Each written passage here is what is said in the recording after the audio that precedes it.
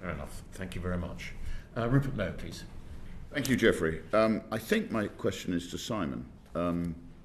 So I read again in the MOD report, and I'd just like some clarity on this. And it says the MOD told us fraud defence and the police have been working jointly on a new investigative model for fraud and economic crime. And this is the key word, which could include joining police and fraud defence case management systems. Is it going to, or is it still a possibility, which this sort of suggests? So, 2 points, if I may. The first point in relation to the development of joint working, which is much further than the embed in the hotline. This is being developed at the moment as a course of action which is broader than the MDP and fraud defence, which also includes the single service police. Because they have an ownership of this responsibility as well. And that is being worked through at the moment, a part of wider defence reform. But that's a very complex area because that's looking at the whole set of capabilities that sit within the service police and how you manage the level of investigation and ownership through two different criminal justice systems.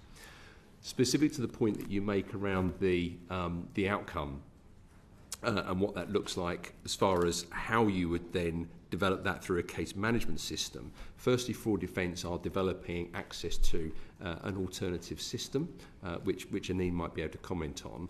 We ourselves in the Ministry of Defence Police are embarking on developing a new system that is broader than just case management. It also involves command and control, intelligence. That process is now, I believe, through a tendering process. There may be opportunities there for licensing opportunities for fraud defence to have access to that, but that will be very much governed by whether or not the access controls can be put in place around protection of police information as per the Information Commissioner's Officer under MOPI, under the necessary data protection law. So that's all being worked through at the moment, but the ambition is very much to see how we can dare to share, very much also through blended ways of working, which, again, having made the point earlier, means that we work to the sum of our parts, but recognising the independent skills and capabilities that are required. I mean, I think that word should be should, not could, because it seems to me common sense. And I hear your answer, and I hear you talking about reasons why it's difficult for it to happen. I think you've got to overcome those problems because this is fraud, this is dishonesty, and as I said, this needs to be dealt with.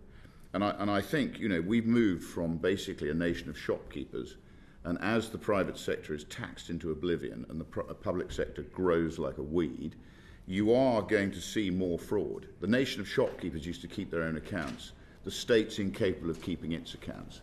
So I don't know, I've always had this theory, and I'd be interested to know what you think, that the state often builds up great big numbers of people who don't communicate, don't work together, they sit in silos, and they cost the taxpayer a lot of money. I actually think if you put together a lightweight team, which is a combination of both the police and the MOD, you use your whistleblowing line to effectively identify cases that need to be investigated. You can then work through those, investigate the ones you need to. But equally, if you decide you want to drop without any notice on a department, and you want to do a thorough audit of what they're doing and pull apart every single thing they're doing, if need be, listen to tape-recorded lines, listen, whatever you do. I don't know whether you tape-record lines. In financial services, everything was taped. You could go back and you could listen to messages, phone calls, every single detail, orders placed, the lot. Now, I don't know whether you do that.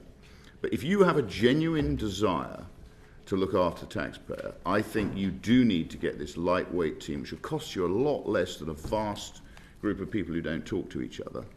And then you make people fear what happens when they're caught doing something wrong. And as I said earlier, people have to fear that when they get caught doing something wrong, they go to prison. Prison is not a comfortable place.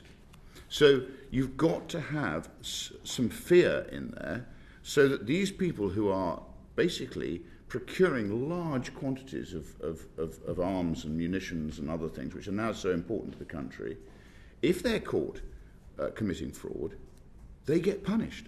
And I don't know, I'd be interested to know, why can't you cut down this fixed cost base and set up a joint venture which actually attacks the issue?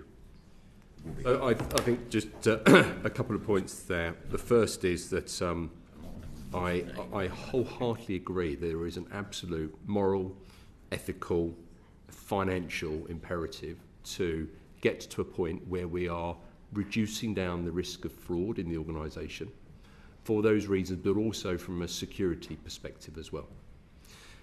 Secondly, how we do that, we've already embarked on that journey on looking at how we can work better together. The NAO report is helpful in the sense that it holds that mirror up to where some of the risks and vulnerabilities are. The assuring part is that we're already in train on delivering some of those capabilities, and bar the detail of how that work and how we coalesce together, which is still in development, very much the direction of travel is to do something where the whole is greater than the sum of its parts, according to the individual capabilities of each part of the organisation.